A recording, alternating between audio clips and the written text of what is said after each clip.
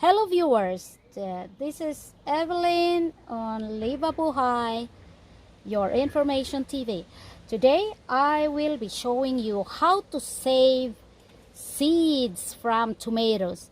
Maybe if you are living in the Philippines or other Asian countries that are warm, or other areas in Europe or USA where you have warm weather, you can maybe take it for granted that you have things growing every month. I mean, all the seasons. But if you live in a country like Sweden, somewhere here in Europe, it's totally not the same. We can only start to plant like March, but when you start to plant or propagate or from seeds, then you have to start it around February, end of February or March. You don't have all this season, these months where you can plant anytime in your garden or in your balcony or balcony. So here it's very important that you know some tricks, some smart ways how to do it. This time I will show you actually how to save seeds. If you want to have organic seeds, you can actually save the seeds from your harvest this season, for example, and then you can save it. So when the tomato is this ripe, but this tomato I bought it from store, so you can also use it, and I have done it already. So I have experimented all this thing, and there are two ways how to save it. One way is that you open this tomato. So as you see, you have a lot of seeds there.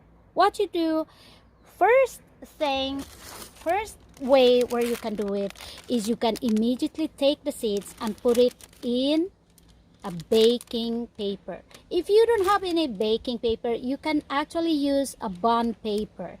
I don't recommend using a kitchen paper or toilet paper. It's because they are so soft, and normally it's hard for you to take the seeds from it when the seeds are dried. So what you do is you just take all the seeds and put it, and I'm sure all of you knows how to take out all the seeds. So you just take them out and spread them, scatter them around, spray them on the paper. So as what I said, any paper will do, but I recommend a baking paper or a bond paper. And there you have it. So you have it there. Let them dry. When they are dried, you collect them and save them. Be sure to put a label on the place. You can put them in an envelope, you can wrap them on a paper, or when they are dry, you can even just fold this one and then save it and name it. This tomato is cherry tomatoes. So that is the first process that I can share to you. The next one is another one. You have a glass of water, and then here is your tomato. This process is a way where the result is you will have a very clean tomato seeds, because if you do it the first one, you have all this you have all these other things around them. But if you do the other one, another one is take all these seeds, put it in a glass of water,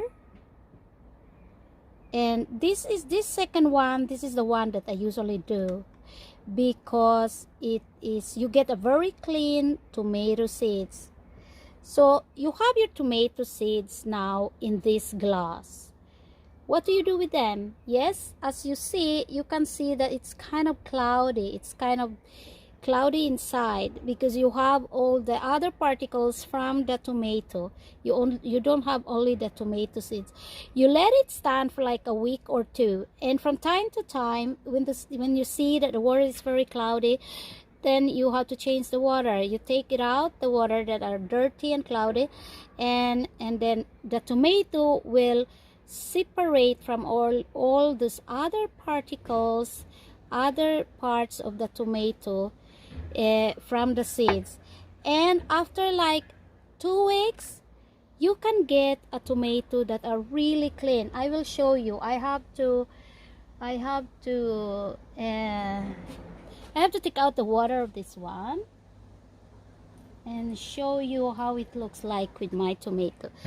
This is how it looks like with the tomato seeds after 1 to 3 weeks. So after 1 to 3 weeks, you get this kind of tomato seeds that are very clean. There is no more other particles on it, you know, the kind of meat of the tomato. Everything is gone. And when you have it already, then that's the time you put it, as what I said, in a baking paper, in a bond paper, you know, whatever paper, but not the kitchen paper, because normally they stick very well and it's hard for them to take. And like me, I don't want to take my tomatoes together with the kitchen paper.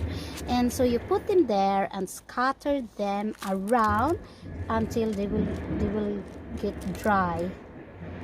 So when you, I will show you again. So as you see, the difference is, these are the tomato seeds that I soak in water first. They are very clean. These are the tomato seeds that you can just put it immediately. But sometimes when I'm tired, lazy a little bit, I do this process. But if I have time and I don't feel lazy, I do this process. But both processes are working because I have done it. And then when they get dry, what you do is you save them. I said already how you save them. Or another way of saving them, you can have, you know, small glass jars, and then you just put them. And then the next year, you have them already. So if you ask, do you have to use tomatoes that are really from your garden or from your neighbor's garden? No, you can actually buy tomatoes from grocery stores. There was one time I saw a very nice tomato and it was very sweet and they were very nice variety. What I did, I saved one, I saved the seeds and planted it. And yes, I got the same. And why I do this, it's because like here in Europe, or I'm sure in USA, if you buy tomato seeds in this, they are sold in small paper envelopes. They are not cheap. Of course, maybe they are not very expensive, but they are not cheap. So think, if I will be buying all my seeds from this plant store, it's a lot of money too. So it's one way of saving money, and it's your way of saving your seeds. And it's the same way with all the seeds. You can have, you know, the seeds from the bell pepper and all this kind. You can actually save them. So if you have already plants by this summer, for example, what you do is you save one fruit and then save the seed for the next year, the next planting season.